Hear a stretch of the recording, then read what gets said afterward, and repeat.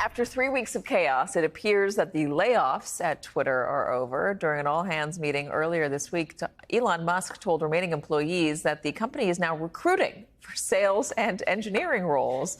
This is according to two people who attended and provided a partial recording to The Verge, though NBC News has not obtained or independently verified that audio. Twitter had nearly 70,500 employees before Musk took over. It now has 2,700 or so. The personnel loss, the structural and cultural changes, and the exodus of advertisers have fueled speculation that the company might be on the verge of dying. Joining me now is the host of both On with Kara Swisher and the Pivot podcast, Kara Swisher. So, Kara, I'm glad we asked you to come on today because you're getting into it with Elon Musk right now on Twitter. What's going on? Yeah.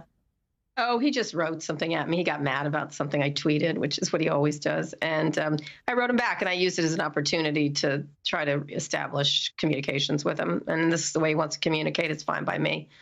So I was telling him I was really disappointed in him. I sound like a mom, but I really am. Actually, he's my age, close to my age. So, I have covered this guy for a long time, and I think a lot of things he's done. And so how he's behaving now, I think it's kind of a sad violin of behavior. I don't know how else to put it. So you and I spoke about this back when it was rumored that, or he was flirting with the idea of buying it. And I was more of the alarmist stripe where I thought, God, this is going to be terrible. And you really pushed back on that. And I thought, I guess I should relook at this. No. And then I heard him talk about Twitter in person a little while ago. And he talked about freedom of speech, not reach. And I thought, well, maybe I have been looking at this all wrong. Maybe this could be a good thing. What has happened since then? It seems very erratic and confusing, and the tweets with the girl and the Jesus figure. What is going on? I don't know about that. I think he's got some bad enablers around him, for one, and for two, is he's let a part of his personality that's always been there. He's always been sort of he tends to go towards this kind of humor, sort of the bottom level basement humor, but now it's taken over his whole personality. And it's not the person I know for many years, although he certainly displayed, pique and anger at reporters or different critics and things like that. I don't know. I think the freedom of speech and freedom of reach, that's a really old trope that has been used for many, many years. He's just getting to it right now compared to everyone else who has talked about this issue.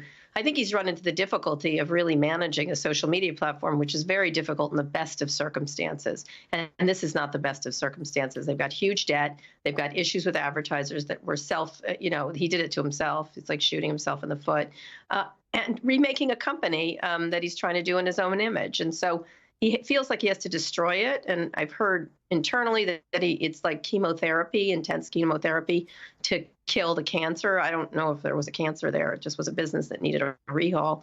But that's what he seems to think he needs to do in order to remake it into what he wants it to be. Well, and killing the cancer, as he's saying, I guess, or thinking, and using the whatever radiation, if we want to keep going with this metaphor, is he going to kill the entire website? He's going to kill the this social media platform? No, I think the media's been a little bit. It's very hard to kill off a social media platform. I mean, AOL dial-up is still around.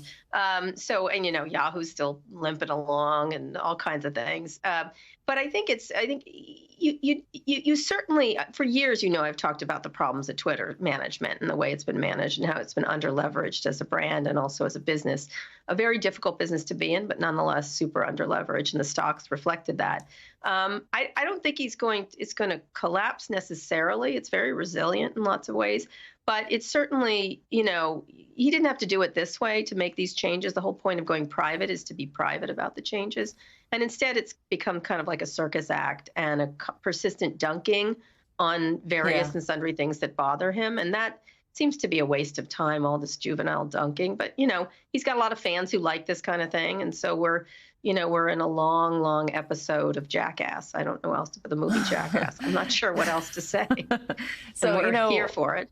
There are a lot of folks, advertisers, the moneymakers are leaving, as you know. I was listening to you and Scott Galloway talk about this on Pivot, which is a great podcast. Thank you. And you're talking about how, in order to get advertisers to make money off this, which is what he's always said he wanted to do, you got to have more moderation. Is there going to be an awakening at some point? What do you expect? No, because it's actually been too small. Twitter's always been sort of the extra buy for people. Facebook and YouTube and other sites are where it's at, and TikTok more and more. And so Twitter missed all those turns by the previous management, including Jack Dorsey and many others. And so, so I think he doesn't care about the advertising, and he's probably correct that it's really hard to. It's not a very big business for advertisers. That said, it's what's paying the bills right now, and that's the problem. And he's got to find money somewhere. And he has a lot of his own, so that may be where he gets it from, his own wallet. Got it.